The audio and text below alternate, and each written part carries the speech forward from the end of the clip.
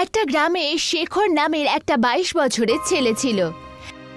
শেখর পড়ালেখাতে খুব ভালো ছিল, কিন্তু শেখরের মা বাবা খুব গরিব ছিল। শেখরের যখন কলেজ যাওয়ার সময় হলো, তো ওর বাবা কমল প্রসাদ নিজের ছেলে শেখরকে বলল, বাবা, আমরা যত পারি আমি তোমাকে পড়াশোনা করেছি বটে, কিন্তু আর আমরা তোমাকে পড়াতে পারবো না। কিন্তু কেন বাবা? আপনি তো জানেনই যে কলেজে যাওয়া আমার একটা স্বপ্ন। আমি পড়াশোনা করে আমি বড় মানুষ হতে চাই। শেখরের কথা শুনে শেখরের মা অনিতা মমতা ভরা নজরে শেখরের দিকে তাকিয়ে বলল, প্রত্যেক বাবা মা এটাই চায় বাবা, যে ওদের সন্তান বড় হয়ে ভালো কলেজে যাক, আর সে যেন তার বাবা মায়ের অনেক নাম উজ্জ্বল করে। কিন্তু তুমি তো জানোই, তোমার বাবা মজদুরি করে তোমাকে এত অবধি পৌঁছেছে। কলেজের ফিস উনি এখন আর ওঠাতে পারবেন না। কোনো ব্যাপার না মা, আমি বাবার কষ্টটা বুঝতে পারি। আমি জানি যে বাবা এক এক পয়সা জমা করে আমাকে ইন্টারটা করিয়েছে, কিন্তু এখন আমি বড় হয়ে গিয়েছি। আমি এতটা শিক্ষিত তো হয়েই গেছি যে আমি বাচ্চাদেরকে পড়াশোনা করিয়ে নিজের কলেজের ফিসটা তুলে নিতেই পারবো।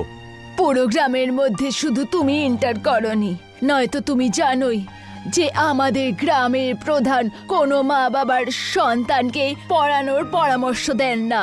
এই গ্রামের যেই মা বাবাই নিজের সন্তানকে পড়ানোর কথা চিন্তা করে, তো প্রধান সব সময় তার কান ভরে দেয়। তোমার মা একদম ঠিক বলছে বাবা।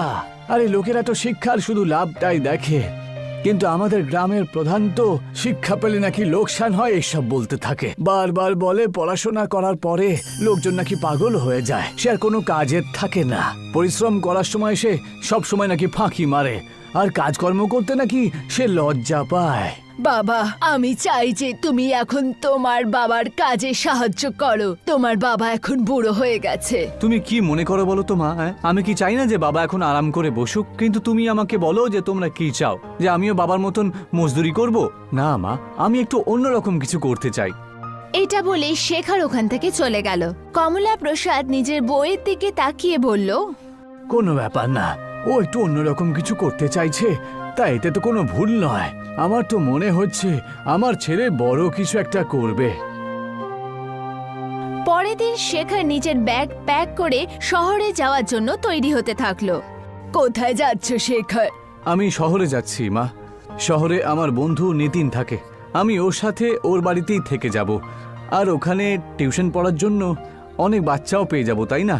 আপনারা দুজন চিন্তা করবেন না, আর যেই সবকিছু ঠিক হয়ে যাবে আমি প্রতি মাসে তোমাদের জন্য মানি অর্ডার পাঠিয়ে দেব। এটা বলে শেখর বাড়ি থেকে বেরিয়ে গেল। শেখর বাস স্টপে পৌঁছেই ছিল, তখনই ওখানে গ্রামের প্রধান হাঁটতে হাঁটতে ওখানে এসে পৌঁছালো। শেখরকে দেখে প্রধান মজা করার ভঙ্গিতে শেখরকে বলল, কি খবর শেখর? তা কোথাও চললে ভাই? আমি শহরে যাচ্ছি প্রধান মশাই। হ্যাঁ, আমি শুনেছি তুমি শহরে গিয়ে নাকি কলেজে পড়াশোনা করতে চাও। আজকালকার নতুন প্রজন্মের বাচ্চাদের মধ্যে লজ্জা নামে কোনো জিনিসই নেই দেখছি। বাবা পরিশ্রম করতে করতে বুড়ো হয়ে গেল, তার পাশে থাকার বদলে শহরে তুমি ফুর্তি করতে যাচ্ছ। আপনি এসব কি আজেবাজে কথা বলছেন? হ্যাঁ, আপনি কি চান বলুন তো? যে আমিও বাবার মতন সারা জীবন মজদুরি করে জীবনটা কাটিয়ে দেব? আমি আমার আগামী দিনের প্রজন্মকে এমন কষ্ট পেতে কখনোই দেব না, বুঝলেন? এটা বলে শেখর বাসে উঠে গেল। আর কিছুক্ষণের মধ্যেই ও শহরে পৌঁছে গেল। শহরে নিজের বন্ধু নিতিনের কাছে পৌঁছাতেই হঠাৎ নিতিন ওকে দেখে চমকে গেল। কি হয়েছে শেখর, তুই হঠাৎ করে এখানে এলি যে? শেখর সবকিছু নিতিনের কাছে বলল। আমার এটা বলতে একেবারেই ভালো লাগছে না, কিন্তু আমি তোকে সাহায্য করতে পারবো না, কারণ আমার রুম পার্টনার দুদিন পর এখানে চলে আসবে। আরে কোনো ব্যাপার না, আমি এখানে মাটিতে বিছানা পেতে শুয়ে নেব। আর এমনিতেই তুমি আর তোমার রুম পার্টনার তো কলেজে থাকে, তাই না? আমি সকাল আর বিকেলে টিউশন বাচ্চাদেরকে পড়িয়ে দেব, আর তোমাদের সাথে কলেজে চলে যাব। ভাই, আই এম সরি শেখর, এগুলো বলতে তো ভালোই লাগে, কিন্তু আসল সত্য হলো যে 3 জন লোক একটা রুমের মধ্যে অ্যাডজাস্ট করতে পারবে না। তোকে এখান থেকে চলে যেতেই হবে। আর এমনিতেই নিজের মা বাবাকে এইভাবে গ্রামে একা ফেলে রেখে এখানে আসাটা উচিত হয়নি। যা গিয়ে ওদের সাথে মজদুরি কর, যা। শেখর নিরাশ হয়ে সেখান থেকে চলে গেল আর ফুটপাতে বসে ভাবতে থাকলো। যদি গ্রামে আবার ফিরে যাই তাহলে সবাই আমাকে নিয়ে ঠাট্টা করবে, আমি একটা জিনিস বুঝতে পারছি না কি করব, কোথায় যাব। শেখর অনেকক্ষণ ধরে গভীর চিন্তায় ডুবেছিল। কিছুক্ষণ পরে একজন বুড়ো ব্যক্তি শেখরের কাছে এসে বলল, অনেকক্ষণ হয়ে গেল আমি দেখছি ফুটপাতে তুমি একা একা বসে রয়েছো। যদি কোনো সমস্যা থাকে আমাকে বলো। শেখর যখন ওই বুড়োকে দেখলো তখন ওর মধ্যে নিজের বাবার ছায়া দেখতে পেল। শেখর সব কথা ওই বুড়ো ব্যক্তিকে বলে দিল যে ও কিভাবে ওর বন্ধু নিতিন ওকে অপমান করে বার করে দিয়েছে। তুমি এটা কেন মনে করছো যে তুমি শুধু পড়াশোনা করেই বড় লোক হতে পারো? আরে আজকাল সময় অনেক পাল্টে গেছে ভাই। আপনার কথা আমি ঠিক বুঝতে পারছি না। এটা ঠিক যে শিক্ষার খুব প্রয়োজন রয়েছে, কিন্তু তার থেকেও বড় সত্য হলো যে এই দেশে যত বড় বড় বিজনেসম্যান আর বড় বড় কোম্পানির মালিকরা রয়েছেন তারা সবাই খুব কম পড়াশোনা করেছিল। আমার একটা পিৎজার দোকান রয়েছে, তুমি যদি চাও আমার দোকানে কাজ করতে পারো আর রাত্রে আমার দোকানে থাকতেও পারো, তাহলে তোমাকে আর তোমার গ্রামে ফিরে যেতে হবে না। শেখর ওই বুড়ো ব্যক্তির কথা খুব ভালো লাগলো। ওই দিনের পর থেকে শেখর ওই বুড়ো ব্যক্তির দোকানে ডেলিভারির বয়ের কাজ করতে শুরু করলো। ও সারা দিন পরিশ্রম করে পিৎজার ডেলিভারি করত। আর রাত্রিবেলায় বুড়ো ব্যক্তি যখন দরজা বন্ধ করে চলে যেত তখন শেখর ওর দোকানে বসেই রাতভর পড়াশুনো করত। ধীরে ধীরে শেখর বুঝতে পারলো যে পড়াশুনো আর ব্যবসা দুটো আলাদা আলাদা ব্যাপার। একদিন শেখর ওই বুড়ো ব্যক্তিকে বলল, আমি পিৎজা তৈরি করা শিখতে চাই, তা অবশ্যই তোমাকে শেখাবো। তুমি আজ থেকেই রান্নাঘরে কাজ করবে। শেখর কিছুদিনের মধ্যেই খুব সুস্বাদু পিৎজা বানানো শিখে গেল। ওর হাতের বানানো পিৎজা লোকের খুব ভালো লাগতো। শেখর এখন কিছু টাকা বাঁচিয়ে ও নিজের মা বাবাকে মানি অর্ডার করে দিত। হঠাৎ ওই বুড়ো ব্যক্তির মৃত্যু হয়ে গেল। বুড়ো ব্যক্তির মৃত্যুর পরে ওই বুড়ো ব্যক্তির ছেলে শেখরকে বলল, আমি তোমাকে প্রথম থেকেই পছন্দ করতাম না বাবা। জানি না যে তোমার মধ্যে কি দেখতে পেয়েছে যে পুরো দোকানটা তোমাকে উনি দিয়ে দিয়েছেন। তুমি এখান থেকে আসতে পারো। হ্যাঁ, এমন করবেন না। যদি আপনি আমাকে দোকান থেকে বের করে দেন তাহলে আমি কোথায় যাব? আরে তোমার যেখানে ইচ্ছে তুমি যাও, আমি কি করব? আর এমনিতেই তো তুমি পিৎজা বানাতে পারো, যাও গিয়ে অন্য কোথাও পিৎজা বানাও। আর কখনো আমার দোকানের আশেপাশে তুমি ঘুরবে না। যাও, বেরো এখান থেকে। শেখর চুপচাপ নিজের জিনিস গুছিয়ে ওর দোকান থেকে বেরিয়ে গেল। বাইরে বেরিয়ে ও আবার সেই ফুটপাতে এসে দাঁড়ালো যেখানে ওর প্রথম আলাপ ওই বুড়ো ব্যক্তির সাথে হয়েছিল। আমি হার স্বীকার করে নেব না। আমার হাতের পিৎজা শহরের লোকেদের খুব ভালো লাগে। এমনিতেই অনেক লোক আমাকে বলেছে যে আমার নাকি একটা নিজস্ব দোকান খুলে নেওয়া উচিত। আমি বরং সবার কাছ থেকে একটু সাহায্য চাই। এবার থেকে আমি আমার ব্যবসা নিজের কাছেই কারুর কাছে আমি আর হাত জড়ো করব না। হ্যাঁ, এটা বলেই শেখর ওই প্রত্যেক জায়গায় যেতে থাকলো যেখানে ও পিৎজার ডেলিভারি করত। শেখরের স্বভাবকে দেখে সব লোকেরা ওকে খুব সাহায্য করলো। আর ও কিছুদিনের মধ্যেই শেখর শহরে একটা ছোট্ট দোকান ভাড়াতে নিয়ে তাতে পিৎজা বানাতে শুরু করলো। কিন্তু শেখরের দোকান চললো না, কারণ শহরে ব্র্যান্ডেড পিৎজা খাওয়ার লোকের সংখ্যা অনেক ছিল। শেখর এই দুশ্চিন্তার সাথেই একটা খুব বড় বেকারির সামনে বসেছিল। আর তখনই একজন ব্যক্তির আওয়াজ ওর কানে এসে পৌঁছালো। কে তুমি? আমার নাম শেখর। আপনি কে? আমার নাম মোহনলাল। ওই যে বেকারিটা দেখতে পাচ্ছ, আমি তো অনেকক্ষণ ধরেই দেখছি এই বেকারিটা তো বন্ধ পড়ে রয়েছে। আমার বেকারি রাত্রেতেই স্টার্ট করা হয়। আমার বেকারিতে বড়া পাও খুব ভালো তৈরি হয়, বুঝলে? আচ্ছা, এমনিতে তুমি কি করো? এখন আর আমি আপনাকে কি যে বলি, আমি পিৎজা তৈরি করি। কয়েক সময় আগে আমি ঋণ নিয়ে একটা দোকান খুলেছিলাম, কিন্তু কি জানি কি হয়েছে, আমার পিৎজা কোনো লোক কিনছেই না। কারণ তোমাকে নতুন কিছু তৈরি করতে হবে বাবা। তুমি বড়া পাও পিৎজা ট্রাই করে দেখতে পারো তো। বড়া পাও পিৎজা? এসব কি আজেবাজে কথা বলছেন আপনি? আমি তো প্রথম এইসবের নাম শুনছি। তোমার স্বভাব দেখছি খুবই ভালো বাবা। তোমাকে আমি একটা গোপন কথা বলি, আমি বড়া পাও তৈরি করার অনেকগুলো ধরন জানি, বুঝলে? তুমি অনেক বছর আগে আমি বড়া পাও পিৎজা তৈরি করার বিধি একজন বিদেশির কাছে শিখেছিলাম। তুমি যদি চাও তাহলে আমি তোমাকে সেই বিধি শেখাতে পারি, কিন্তু একটা শর্ত আছে। কিরকম শর্ত বাবা? আমার যে বড় পাও পিৎজা বানানোর বিধি রয়েছে তার জন্য তোমাকে শুধু আমার বেকারি থেকেই তোমাকে বড়া পাও কিনতে হবে। কিন্তু আমার কাছে আপনার কাছ থেকে বড়া পাও কেনার পয়সা নেই তো। কোনো ব্যাপার না, আমি তোমাকে ধার যাওয়ার জন্য রাজি আছি, কিন্তু এটাতে কি গ্যারান্টি রয়েছে যে বড়াপাও পিৎজা বিক্রি হবেই হবে? অবশ্যই বিক্রি হবে, আর দেখতে দেখতে তোমার দিন পাল্টে যাবে ভাই। এটা বলে মোহনলাল শেখরকে বেকারির ভেতরে নিয়ে গেল, কিন্তু শেখর দেখলো যে বেকারি ভেতর থেকে খুব বড় হয়েছিল, আর ওখানে একজন মজদুরও কাজ করছিল না, শুধু মেশিনই কাজ করছিল, যেটা অটোমেটিক ভাবে বড়া পাও তৈরি করছিল। বাবা, এখানে তো কোনো শ্রমিকও নেই, আর এত বড় মেশিনের শব্দ তো বাইরে থেকে শোনাই যাচ্ছে না। এটা হলো অটোমেটিক মেশিন বাবা, কিছু সময় পরে তুমি সব বুঝে যাবে। মোহনলাল বেকারির ভেতরে শেখরকে বড়া পাও বানানোর নিয়ম বোঝাচ্ছিল। কিছুক্ষণের মধ্যেই শেখর বুঝে গেল। শেখর অনেকগুলো বড়া পাও নিয়ে নিজের দোকানে গেল, আর সকাল অবধি ও বড়া পাও পিৎজা তৈরি করে রাখলো, যার সুগন্ধ দূর দূর অবধি পৌঁছাচ্ছিল। একটা বাইক আরোহী ওখানে পাশ দিয়ে যাচ্ছিল। হঠাৎই শেখরের দোকানের সামনে বাইক দাঁড় করিয়ে দোকানে গেল। এখানে তো খুব সুগন্ধ পাওয়া যাচ্ছে। এটা হলো বড়াপাও পিৎজার সুগন্ধ। আমি তো এই ধরনের পিৎজার ব্যাপারে প্রথমবার শুনছি। কই দাও দেখি, আমাকে একবার টেস্ট করাও দেখি তো। শেখর একটা বড়া পাও পিৎজা ওকে দিয়ে দিল। ও পিৎজা খেয়ে ওই যুবক খুব আনন্দে উৎসাহিত হয়ে গেল। বিশ্বাস করো, পিৎজা খেতে আমার খুব ভালো লাগে, কিন্তু এত সুন্দর পিৎজা এর আগে আমি কখনো খাইনি। এটা হলো বড়াপাও পিৎজা। আপনার কি ভালো লেগেছে? আমার খুব ভালো লেগেছে। আমি হলাম নিউজ রিপোর্টার, তোমার এই বড়া পাও পিৎজার প্রশংসা আমি টিভিতে অবশ্যই করব। এটা বলেই ওখান থেকে চলে গেল। কিছুদিনের মধ্যেই দেখতে দেখতে শেখরের বড়া পাও পিৎজা প্রসিদ্ধ হতে থাকলো। এখন শেখর নিজের জন্য একটা খুব বড় বাড়ি শহরে নিয়ে নিয়েছিল। শেখর এখন MBA কমপ্লিট করে নিয়েছিল, কিন্তু এখন ওর পুরো ধ্যান নিজের বড়া পাও বিজনেসের উপরে ছিল। কিছুদিন পরে কোম্পানির মালিক শেখরকে এসে বলল, আমার নাম হলো এডওয়ার্ড, আমি আমেরিকাতে থাকি। আমি তোমার বড়াপাও পিৎজার প্রশংসা অনেক শুনেছি। আমি চাই আজ থেকে তুমি তোমার বড়াপাও পিৎজার ব্রাঞ্চ আমেরিকাতেও খোলো। আর আসল সত্য হলো যেটাই, আমি তোমার সাথে পার্টনারশিপ করতে চাই। এ তো আমার জন্য খুবই খুশির খবর। শেখর এডওয়ার্ডের সাথে পার্টনারশিপ করে দেখতে দেখতে শেখর বড়া পাওয়ার পিৎজা ওয়ার্ল্ডে ফেমাস হয়ে গেল। কিছুদিনের মধ্যেই শেখর বেস্ট বিজনেসম্যানের অ্যাওয়ার্ড পেল। ওই অ্যাওয়ার্ড পাওয়ার খুশিতে শেখরের মা বাবা গ্রামের প্রধানের সাথে শেখরের কাছে এসে পৌঁছালো। আমার শুরু থেকে বিশ্বাস ছিল যে তুমি কিছু আলাদা আর বড় কিছু করবে। আমার নিজের চোখে বিশ্বাস করতে পারছি না যে তুমি এত বড় হয়ে গেছো বাবা। তোমার বাবা একদম ঠিক বলছে বাবা।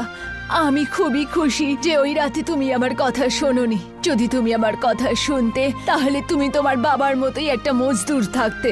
আমায় ক্ষমা করে দাও শেখর। আমি বুঝে গেছি যে যদি প্রতিভার সাথে শিক্ষাও জুড়ে যায়, তাহলে তার মোকাবিলা আর কেউ করতে পারবে না। তুমি শুধু না, আমাদের গ্রামের, আমাদের দেশের নামও অনেক উজ্জ্বল করেছো। তোমাকে নিয়ে আমার গর্ব হয়। শেখর প্রধান আর নিজের মা বাবাকে বলল, আমার এই সফলতার পেছনে আমার মিত্র মোহনলাল বাবু আছেন। উনি যদি ওনার বেকারি থেকে আমাকে বড়াপাও না দিতেন, তাহলে আমি হয়তো এত বড় মানুষ কোনোদিনও হতাম না।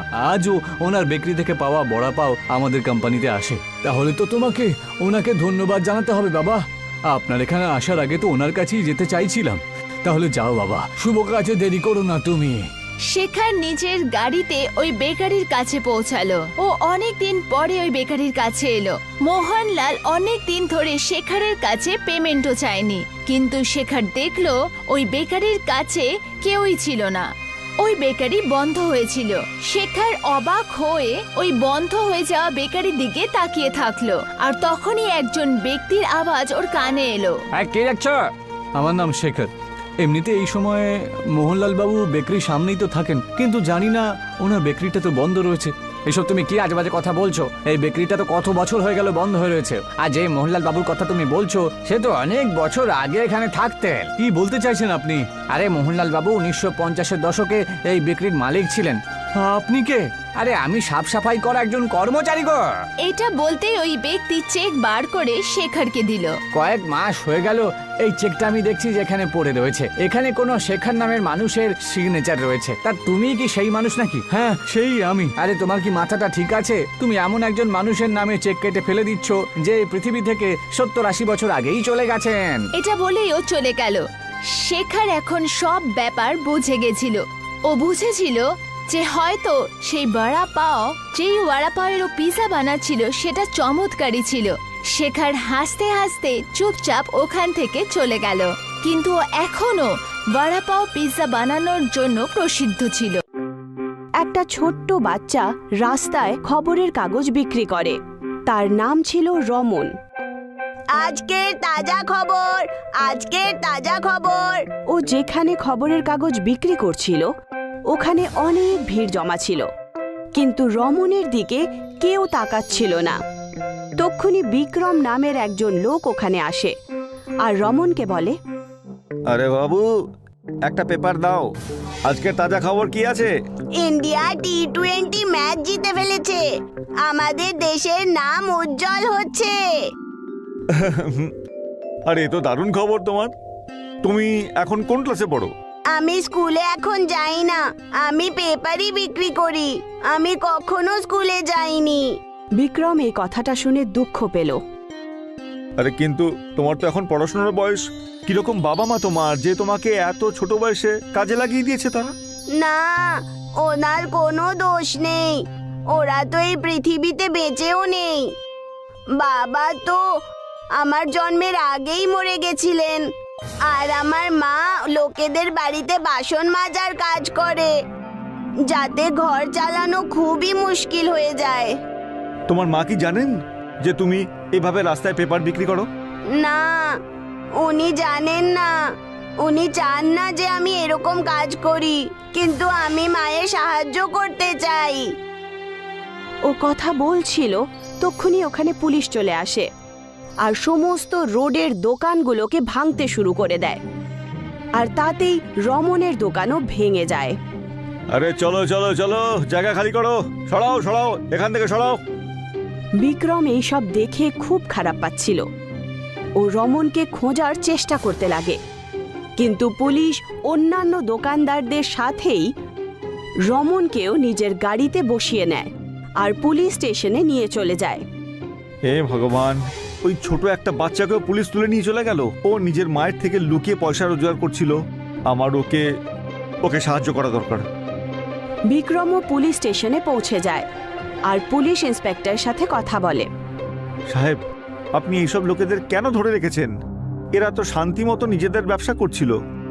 আরে সব লোক অবৈধভাবে রাস্তার ধারে নিজেদের দোকান লাগিয়ে দেয়, যে কারণে রাস্তায় জ্যাম হয়ে যায়। আরে আমিও এদের পেটে লাথি মারতে চাই না, কিন্তু আমার হাত বাঁধা, উপর থেকে অর্ডার আছে আমাদের। বিক্রম পুলিশের কথাবার্তা শুনে নেয় আর রমনের দিকে তাকায়, আর তারপর ও পুলিশকে বলে, সাহেব, আমি ওই বাচ্চাটাকে জামিন করাতে চাই। ওকে ওকে আপনি ছেড়ে দিন প্লিজ। ওর মা নিশ্চয়ই ঘরে অপেক্ষা করছে। আরে আরে ঠিক আছে, এখানে সাইন কর আর ওকে নিয়ে যা যা। বিক্রম রমনকে নিজের সাথে নিয়ে বাইরে চলে আসে। তোর খিদে পেয়েছে কি? আরে নিশ্চয়ই খিদে পেয়েছে, চল আমি তোকে নিয়ে গিয়ে ধাবায় খাওয়াচ্ছি। বিক্রম রমনকে নিয়ে একটা ফুড প্লাজায় চলে আসে। ওই ফুড প্লাজার মালিক বিক্রম নিজেই হয়। ওখানে পিৎজা, বার্গার আর মোমোজের মতো ফাস্ট ফুড পাওয়া যায়। বল বল তুই কি খাবি? পিৎজা খাবি কি? না, আমার কাছে তো টাকাই নেই। আপনি আমাকে পুলিশের থেকে ছাড়ালেন, সেটাই আমার জন্য অনেক বড়। আরে এই ফুড প্লাজাটা আমার নিজেরই, তোকে কোনো পয়সা দিতে হবে না। এখানে তোর যা খেতে ইচ্ছা করবে নিজের মতো করে খেতে পারিস। তোকে আমি এটা নিজের বড় ভাই হিসাবে বলছি। রমনকে বিক্রম একটা পিৎজা খাওয়ায়। রমন ওই পিৎজার একটা টুকরো খায় আর তারপর রেখে দেয়। বিক্রম এটা দেখে রমনকে জিজ্ঞাসা করে, কি হয়েছে রমন? তোর কি এখানে ভালো লাগছে না নাকি? তুই আগে নিশ্চয়ই কখনো এটা খাসনি, তাই না? রমন নিজের মাথা নাড়ায়, যাতে ও বলতে চায় যে সত্যি ওই পিৎজাটা ওর পছন্দ হয়নি। আমি বাড়ি যেতে চাই, আমার মা আমার জন্য খাবার বানিয়ে অপেক্ষা করছে হয়তো। তার স্বাদ এই পিৎজার থেকে অনেক বেশি, আমি ওটাই খাবো। আপনার সাহায্যের জন্য ধন্যবাদ। আরে আরে তোকে ধন্যবাদ দেওয়ার কোনো প্রয়োজন নেই। আজ থেকে তুই রাস্তায় কাগজ বিক্রি করবি না। তোকে কাল থেকে আমার এই ফুড প্লাজায় আসতে হবে, আর আমি তোকে কাজ দেব। ঠিক আছে, আমি কাল আসছি। বিক্রমও নিজের বাড়ি ফিরে যায়। তারপর পরের দিন সকালে ও সোফায় বসে ভাবতে শুরু করে। বাচ্চাটা নিজের মায়ের দুঃখের ভার লাঘব করতে চেয়েছিল, ভাগ্যক্রমে সে সময়ের আগেই বড় হয়ে গেল। ওর শিশুকালও চিন্তাতেই কেটে যাচ্ছে। কে জানে ওকে আর কি কি দেখতে হবে। আজ যখন ও আসবে তখন আমি ওকে বলে দেবো যে ওর পড়ার খরচা এবার থেকে আমিই দেব। ওকে শুধুমাত্র ভালো করে লেখাপড়া করতে হবে। সকাল সকাল রমন বিক্রমের ফুড প্লাজায় পৌঁছে যায়। ও কাজ করার জন্য তৈরি হয়ে যায়। বিক্রম যেই মাত্র ওকে বলে যে ও তাকে লেখাপড়া করাতে চায়, তখন ও বলে, না, আমি আমার লেখাপড়া নিজের দমে করতে চাই। যদি আপনি আমাকে দিয়ে কোনো কাজ করাবেন তবেই আমি আপনার সাহায্য নেব। আমিও আপনার সাহায্য করতে চাই। আরে তুই তো খুব অভিমানী ছেলে, আর এটা খুব ভালো কথা। চল ঠিক আছে, তুই সন্ধেবেলায় রান্নার একটুখানি কাজ করবি আর বেঁচে থাকা খাবার বাড়ি নিয়ে যাবি, ঠিক আছে? বিক্রম সেটা মেনে নেয় আর রমন ফুড প্লাজায় কাজ করতে শুরু করে দেয়। একদিন রাত্রিবেলা ও একা বসে পিৎজা খাচ্ছিল। তক্ষুনি বিক্রম ওখানে চলে আসে আর তার নজর পড়ে রমনের পিৎজার দিকে। রমন, তুই তো এটা পছন্দ করতিস না। এটার ওপর তুই কি ঢেলে খাচ্ছিস? এখন এটা কিরকম লাগছে? হ্যাঁ, এটা একটা কাস্টমার অর্ডার করে ছেড়ে দিয়েছিল। আজ আমার মা আমাকে টিফিনে তরমুজ কেটে দিয়েছিল, তাই আমি সেই তরমুজটা এই পিৎজার ওপরে দিয়ে দিলাম। এখন আমার এটা খেতে খুব ভালো লাগছে। এর স্বাদও এখন ভালো হয়ে গেছে। বিক্রম রমনের এই কথা শুনে এই আইডিয়াটা খুবই পছন্দ হলো। ও এখানে একটা নতুন ধরনের পিৎজা বানানোর আইডিয়া পেল। ও সারা রাত বসে এই আইডিয়ার উপরে কাজ করা শুরু করে আর পরের দিন সকালে তরমুজ পিৎজার নামে একটা নতুন পিৎজার লঞ্চ করে দেয়। এই পিৎজা খুবই ভালো ছিল আর অনেক তাড়াতাড়ি বিক্রমের এই তরমুজ পিৎজার কারণে তার রেস্টুরেন্ট ফেমাস হয়ে যায়। দূর দূর থেকে লোকেরা বিক্রমের এই তরমুজ পিৎজা খেতে আসে। সবকিছুর জন্য বিক্রম রমনকে ধন্যবাদ জানায়। রমন, দেখো তোমার স্পেশাল পিৎজা লোকে কত পছন্দ করেছে। তুমি তো আমাকে তরমুজ পিৎজা বানানোর আইডিয়া দিয়েছিলে, সেই জন্য এখন তোমাকে আর কোনো কাজ করার প্রয়োজন নেই। এই পিৎজা থেকে আমার যত রোজগার হবে তার সব কিছু আমি তোমার নামে করে দেব, কারণ এর দাবিদার আসলে হলে গিয়ে তুমি। আজ থেকে তুমি শুধু পড়াশোনা করবে আর আমাদের নাম উজ্জ্বল করবে, ঠিক আছে? ঠিক আছে? হ্যাঁ দাদা, ঠিক আছে। তারপর রমনের লেখাপড়াও ভালো করেই চালু হয়ে যায় আর ও আগে জীবনে অনেক সফল হয় আর ও নিজের মা আর বিক্রমের নাম উজ্জ্বল করে দেয়। সোনপুর গ্রাম বাঁশ ক্ষেতের জন্য প্রসিদ্ধ ছিল। ওখানে অনেক বছর ধরে বাঁশের খুব ভালো চাষ হতো। দীনেশেরও একটা ছোট্ট বাঁশের ক্ষেত ছিল। ওর ছেলে রাজেশও ওই ক্ষেতেই কাজ করত। এই যে রাজেশ, আমাদের যে বাঁশের অর্ডারগুলো এসেছিল, তুমি কি সেগুলো পাঠিয়ে দিয়েছো? হ্যাঁ হ্যাঁ বাবা, আমি তো কালকে বিকেলেই ওগুলো পাঠিয়ে দিয়েছিলাম। ওরা যদি সময় মতো অর্ডার পেয়ে যায় তাহলে আজকে বিকেলের মধ্যে আমাদের পেমেন্টটাও চলে আসবে। বিকেল হয়ে যায় আর দীনেশের বাড়ির বাইরে একটা বাঁশে লোড করা ট্রাক দাঁড়িয়ে পড়ে। আরে, এই ট্রাকটা ফিরে এলো কি করে? এর তো বাঁশগুলো নামিয়ে পেমেন্ট নিয়ে আসার কথা ছিল। দীনেশ ভেতর থেকে রাজেশকে ডেকে পাঠায়। রাজেশ যখন বাইরে আসে তার চেহারা খুব উদাস মনে হচ্ছিল। রাজেশ, এই দেখো, এই ট্রাকটা ফিরে চলে এসেছে। হ্যাঁ বাবা, আমি তো জানি। শহর থেকে বাঁশের খরিদ্দারদের ফোন এসেছিল আমার কাছে। ওরা আমাদের থেকেও কম দামে বাঁশ পেয়েছে কোথাও, সেই জন্য আমাদের কাছ থেকে আর ওরা বাঁশ কিনবে না। আরে, কিন্তু ওরা কোনো কিছু না বলে এরকম কি করে করতে পারে? আমাদের পয়সার এখন খুব দরকার। এখন আমরা এত বাঁশ নিয়ে কি করব? তুমি ওনাদের বলো যে আমরাও কম দামে দিয়ে দেব। কিন্তু বাবা, আমি ওনাদের সাথে কথা বলেছি, কিন্তু ওরা কোনো মতেই আমাদের কাছ থেকে বাঁশ কিনবে না বলেছে। এমনকি আমি ওদের এটাও বলেছি যে আমরা অর্ধেক দামেও বাঁশ দিতে রাজি আছি, কিন্তু ওরা তাও রাজি হলো না। দীনেশ আর রাজেশের এই অর্ডার থেকে অনেক উচ্চাশা ছিল।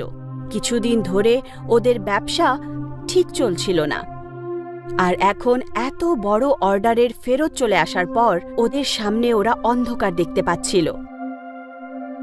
একদিন রাজেশ দীনেশের কাছে গেল আর বলে, বাবা, তুমি একদম চিন্তা করো না তো, আমি ঠিক করে নিয়েছি যে এখন আমরা এত বাঁশ নিয়ে কি করব। তা তুমি এখন কি করবে খোকা? আমি কি যে করি কিছুই বুঝতে পারছি না এখন। আমি আমার সব বন্ধুদের কাছে সাহায্য চাওয়ার চেষ্টা করেছি, বুঝেছো? কিন্তু কেউ সাহায্য করতে রাজি হয়নি। এখন প্রত্যেকেরই পরিস্থিতি খুব খারাপ।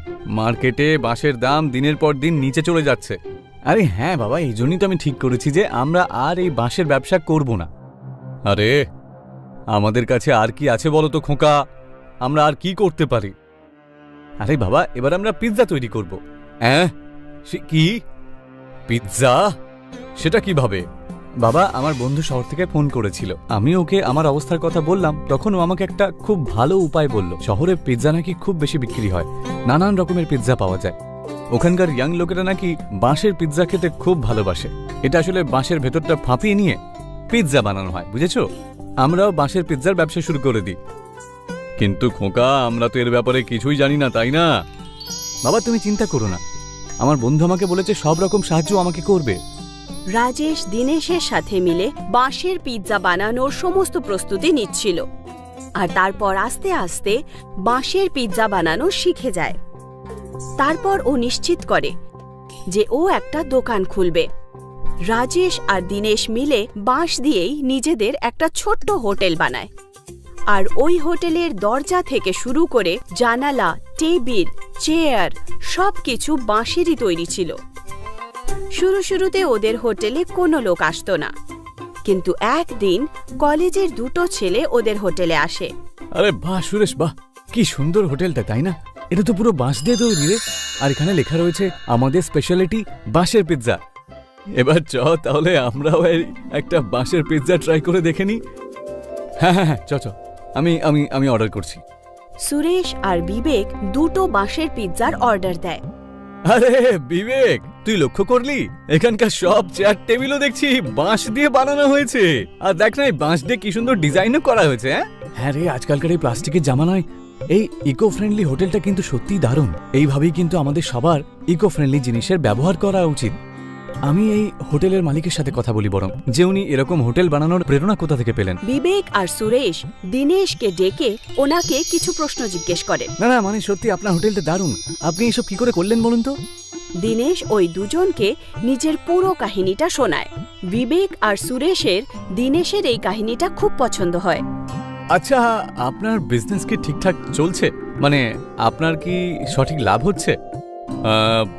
দেখো, এই মুহূর্তে তো আমাদের এখনো লাভ সেরকম হয়নি, তবে আমার পুরো বিশ্বাস যে আমরা পরে অবশ্যই লাভ করবই করব। হ্যাঁ, একদম আলাদা রকম কিছু করেছেন, আপনার লাভ নিশ্চয়ই হবে। আমরাও আপনার সাহায্য করতে চাই। আমাদের একটা ইউটিউব চ্যানেল আছে, ওতে আমরা নতুন নতুন জিনিস দেখাই।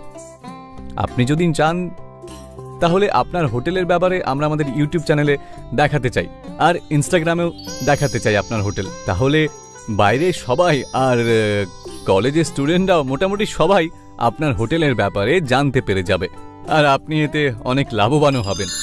সুরেশ আর বিবেক ওখানকার বাঁশের পিৎজা খায়। দুজনেরই ওই পিৎজাটা খুব পছন্দ হয়। দুজন নিজের কলেজের ফ্রেন্ডসের জন্যেও বাঁশের পিৎজা প্যাক করিয়ে নেয়। আর তারপর পরের দিন ওরা পুরো টিম নিয়ে ওদের হোটেলের বাইরে একটা ভিডিও বানায়, আর বাঁশের পিৎজা বানানোর রেসিপিটাও শুট করে নেয়। আর তারপর সেই ভিডিওটা ওরা নিজের ইউটিউবে আপলোড করে দেয়। আরে তোমরা আমার সাহায্য করার জন্য এসেছো, আরে এর জন্য তো আমি তোমাদের কাছে কৃতজ্ঞ। আরে না না আঙ্কেল, এরকম নতুন জিনিসগুলোই তো আমরা প্রমোট করতে চাই, আমাদের কাজ। আজকালকার দিনের যুব সমাজকে এরকম ইকো ফ্রেন্ডলি আর পরিবেশের ক্ষতি করে না জিনিসগুলোর দরকার সবচেয়ে বেশি রয়েছে। এই ভিডিও থেকে আমাদের যা লাভ হবে সেটা আমরা আপনাকে দিয়ে দেব। আরে বিবেক, দেখ এই বাঁশের পিৎজার রেসিপিতে তো দেখছি 1 ঘন্টার মধ্যেই 1 লক্ষ ভিউ চলে এসেছে, আবার তার উপর 10,000 লাইক আর 1000 কমেন্টও চলে এসেছে। এখনো পর্যন্ত আমাদের ইউটিউব চ্যানেলে সবচেয়ে পপুলার ভিডিও হয়ে গেছে এটা। এবারে ইকো ফ্রেন্ডলি বাঁশের পিৎজার ব্যাপারে অনেক লোকেরা জানতে পেরে যাবে। আঙ্কেল, এবার আপনি ফেমাস হতে চলেছেন। আর তারপর বাবা আর ছেলের দ্বারা তৈরি করা এই বাঁশের হোটেল খুব ফেমাস হয়ে যায়, আর আস্তে আস্তে ওরা মিলে অন্য শহরেও নিজের ব্রাঞ্চেস খুলে দেয়। আর এই ইকো ফ্রেন্ডলি বাঁশের হোটেল পুরো দেশ পছন্দ করতে শুরু করে দেয়।